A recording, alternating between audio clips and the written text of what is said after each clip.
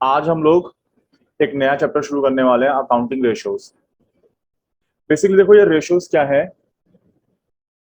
ये दो वेरिएबल्स के बीच में या इंटरडिपेंडेंट वेरिएबल्स के बीच में ये अर्थमेटिकल रिलेशनशिप स्टैब्लिश करता है। ये मैथमेटिक्स में भी आपने पढ़ा होगा, मैथ्स में भी है आपके पास। तो हम बिजनेस या ऑर्गेनाइजेशन सेंस में हम लोग रेशियोज निकालते क्यों है? रेशियोज की जरूरत क्या है? बेसिकली जो अकाउंटिंग इंफॉर्मेशन को हम बहुत ही समराइज तरीके से समझना चाहें, तो हम दो वेरिएबल्स जो एक दूसरे पे डिपेंडेंट है उनका रेशियो निकालते हैं, उनका रिलेशनशिप स्टैब्लिश करते हैं थ्रू रेशियोज। और ये जो रेशियोज है हम कहां से बना सकते हैं? बैलेंस शीट्स के थ्रू बना सकते हैं, statement of profit and loss के थ्रू बना सकते हैं। वहां से वेरिएबल्स उठाने हैं जो बस इंटरडिपेंडेंट है एक दूसरे के ऊपर। इससे हम ऑर्गेनाइजेशन की प्रोग्रेस को देख सकते हैं, या ऑर्गेनाइजेशन के अंदर जो एक्टिविटीज हो रही हैं वो एक्टिविटीज फर्म के लिए बेनिफिशियल है या नहीं है, ये हम देख सकते हैं। फॉर एग्जाम्पल, प्रॉफिटेबिलिटी देखनी हो तो, ट्रेंड देखना हो तो आप रेशो का इस्तेमाल कर सकते हैं। आप ग्रॉस प्रॉफिट रेशो निकालते हैं या ऑपरेटिंग प्रॉफिट रेशो निकालते हैं, या फर्म की लॉन्ग टर्म साउंडनेस को आप चेक करना चाहें तो वो रेशियोज के थ्रू आप कर सकते हैं। वो इक्विटी यानी शेयर होल्डर्स, या डेप्ट, लॉन्ग टर्म डेप्ट, शॉर्ट टर्म डेप्ट, इनके थ्रू आप देख सकते हैं।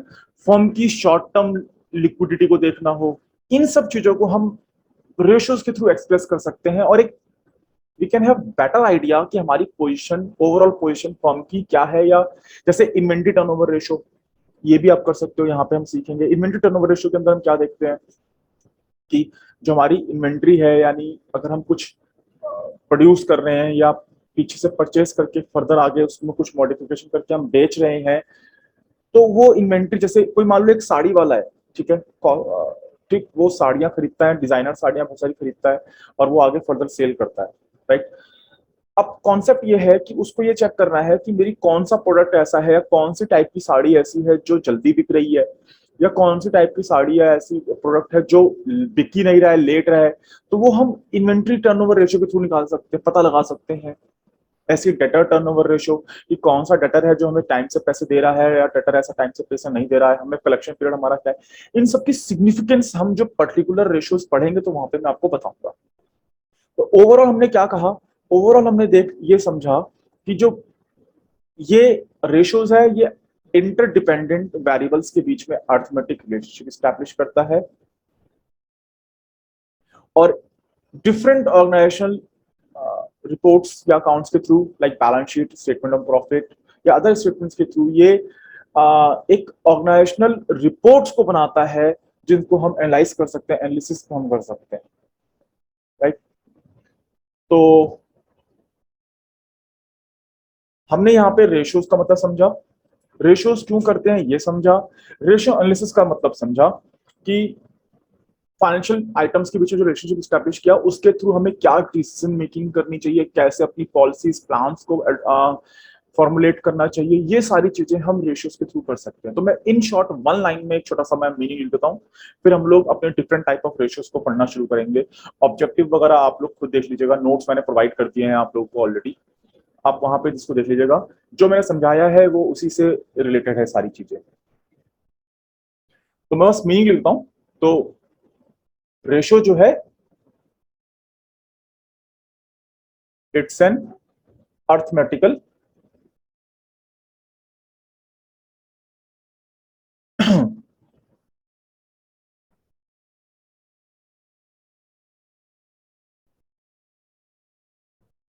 मैथमेटिकल एक्सप्रेशन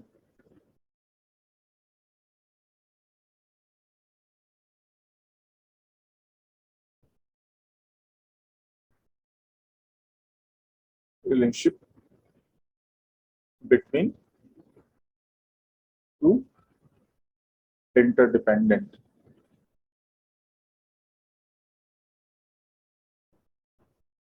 और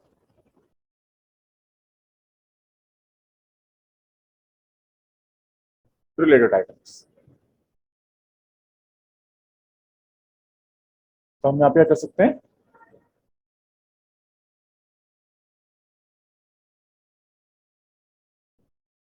it's a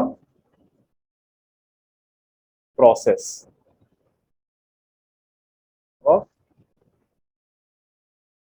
determining and interpreting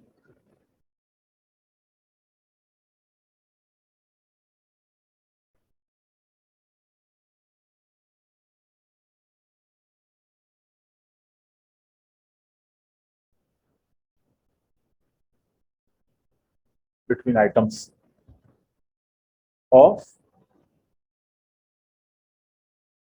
financial statement. Financial statement like professional law, profit and loss account या बैलेंस शीट या अदर स्टेटमेंट्स जो आप बनाते हैं, provide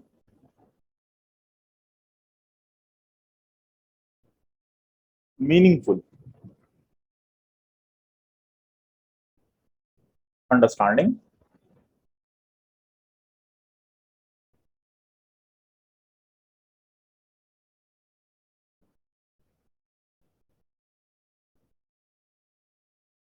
of the financial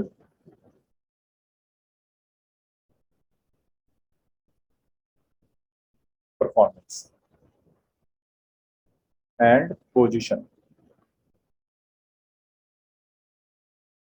of an enterprise. तो मीनिंग ऑफ रेशियोज भी लिख ली हमने, और यहां पे हम मीनिंग ऑफ रेशियो एनालिसिस भी लिख लेते हैं। ये हमारी रेशियो एनालिसिस की मीनिंग है।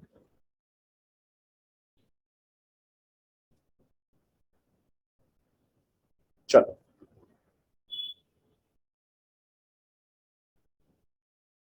आगे देखते हैं टाइप ऑफ रेशियोज। ऑब्जेक्टिव्स वगैरह आप लोग खुद देख लीजिएगा, मैंने ऑलरेडी नोट्स में डाल दिए हैं। अब हम लोग देख रहे हैं अपने टाइप ऑफ रेशियोज।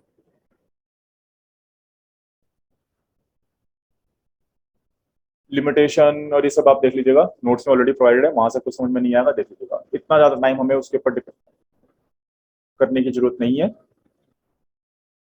हम सीधा अपनी वर्किंग पे आते हैं, क्योंकि मेजरली जो आपके पास एमसीक्यू वगैरह जो इस बार पूछे जाएंगे वो यहीं से पूछे जाएंगे। तो हमारे पास टाइप ऑफ रेशियो होते हैं। सबसे पहला हमारा रेशियो है लिक्विडिटी रेशियो।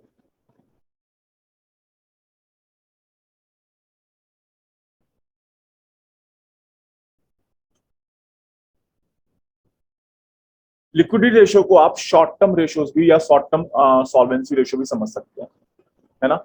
इसको हम इस नाम से भी समझ सकते हैं,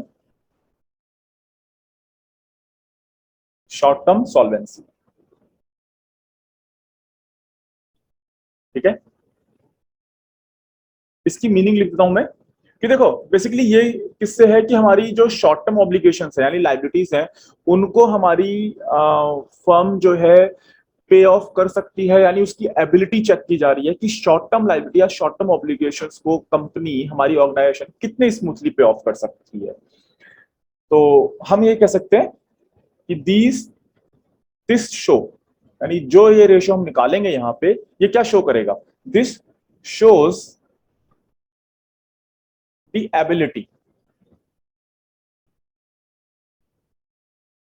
एबिलिटी ऑफ द फर्म या enterprise firm to meet its short term obligations.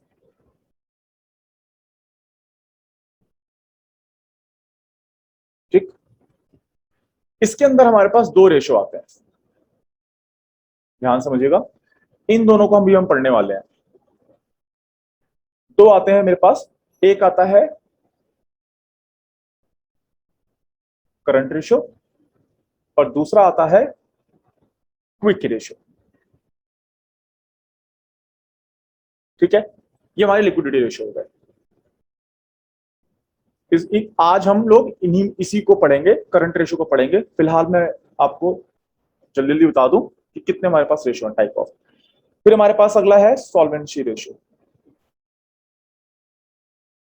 अब इसका नाम ही सॉल्वेंसी है, लेकिन ये लॉन्ग टर्म सॉल्वेंसी देखी जा रही है यहां पे। तो मीनिंग जो है काइंड ऑफ सिमिलर है बिल्कुल इसकी, इसके अंदर हम फर्म की लॉन्ग टर्म फाइनेंशियल पोजीशंस को देख रहे हैं कि भैया जो लॉन्ग टर्म अगर ऑब्लिगेशन हमारी है तो उनको हम पे ऑफ कर पाएंगे, या हमारी लॉन्ग टर्म पोजीशंस फर्म की साउंडनेस को हम यहाँ पे चेक कर रहे हैं, राइट। ठीक है, तो एक लाइन में मैं लिख देता हूं कि this shows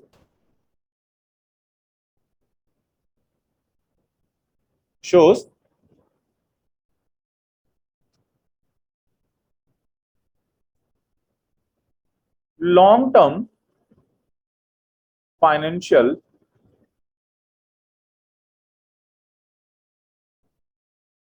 position of the firm.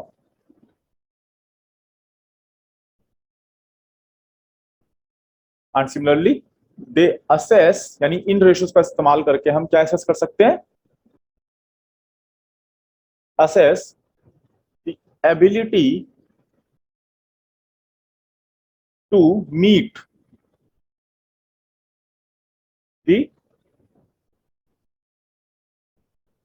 Long term financial obligations. ये हमारी मेन है, बेसिकली मीनिंग सेम है, बस वो शॉर्ट टर्म की थी, ये हमारी लॉन्ग टर्म की है।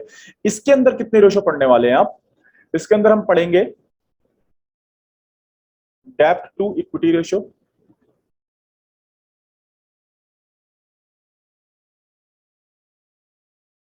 टोटल असेट्स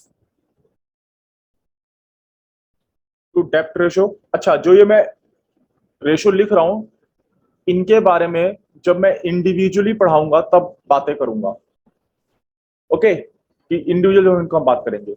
सी प्रोपराइटरी रेशो,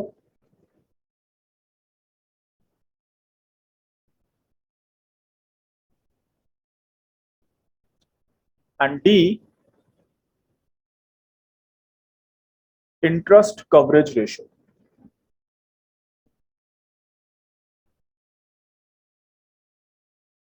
ये हमारे चार रेशो है जो हम यहां पे करने वाले हैं।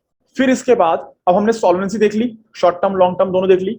अब हम देखने वाले हैं third, turnover ratio.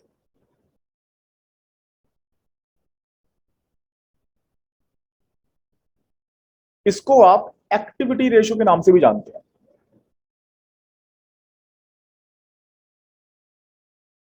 Okay.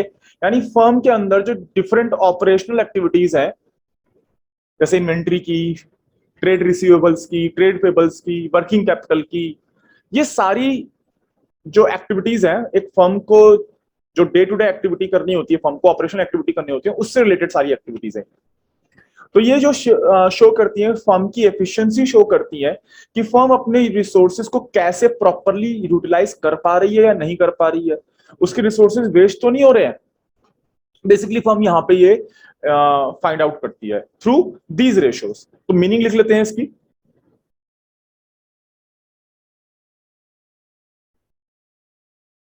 These ratio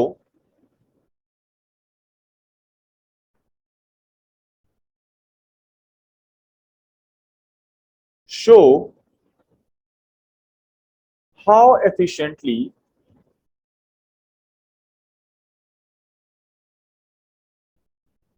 the firm और enterprise resources are being used for the firm's operations।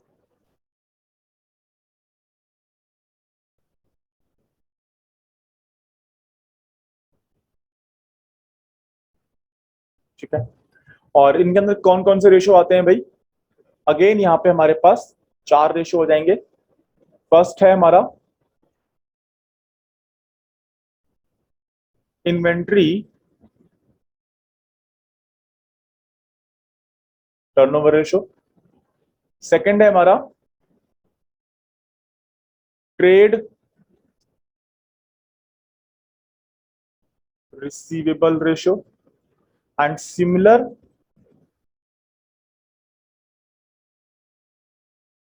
Trade payable ratio, and D working capital ratio.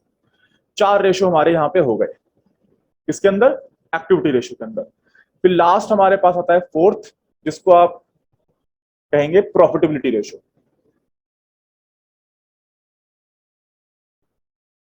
कि फर्म की प्रॉफिट को अर्न करने की एबिलिटी के बारे में हम यहां पे चेक कर रहे हैं। ठीक है, और डिफरेंट डिफरेंट रेशो यहां पे हम निकालेंगे। सेम, बस इतना ही मीनिंग है इसके अंदर कि फर्म की प्रॉफिटेबिलिटी को चेक किया जा रहा है। It shows the firms profitability, that's it. और कौन कौन से आपको निकाल सकते हैं यहां पे, जो है 5 है यहां पे बेसिकली। सबसे पहला है हमारा gross profit ratio, P, operating ratio and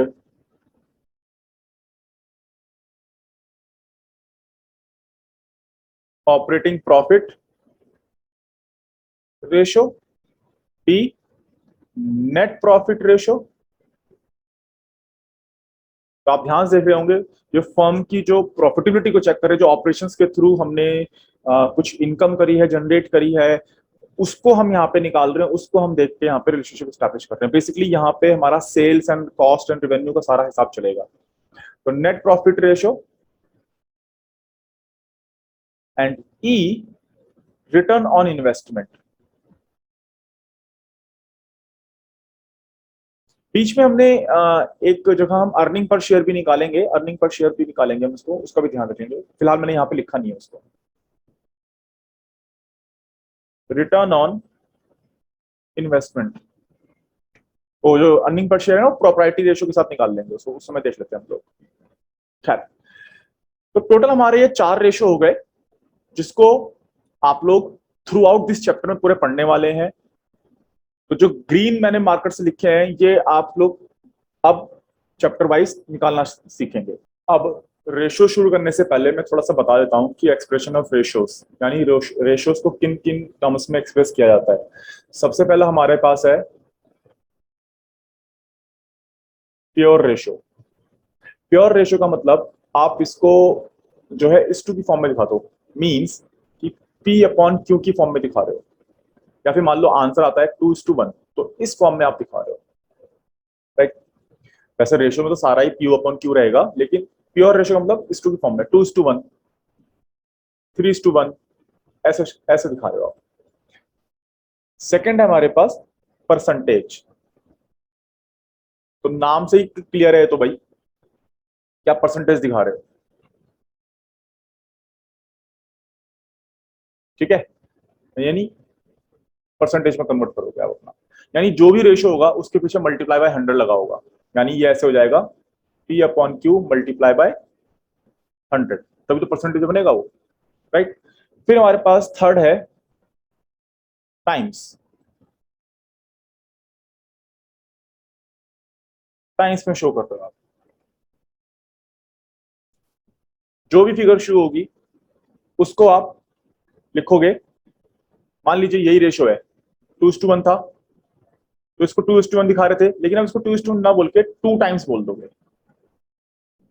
खासकर ये जो टाइम्स वाला है हम ना एक्टिविटी रेशो में यूज करेंगे। टर्नओवर रेशो जो हमने पढ़ा था अभी, मैंने ऊपर जो बताया था। फोर्थ हमारे पास है फ्रैक्शन। फ्रैक्शन हार्डली ही कहीं यूज होगा, बट है तो मैं बता रहा हूं आपको। फ्रैक्शन का मतलब पॉइंट में शो करना, यानी 3/4 है तो आपने उसको 0.75 शो कर दिया, या जो भी है। तो हमारे ये एक्सप्रेशन हो गए जिस तरह से हम अपने रेशियो को एक्सप्रेस करने वाले हैं, ठीक है।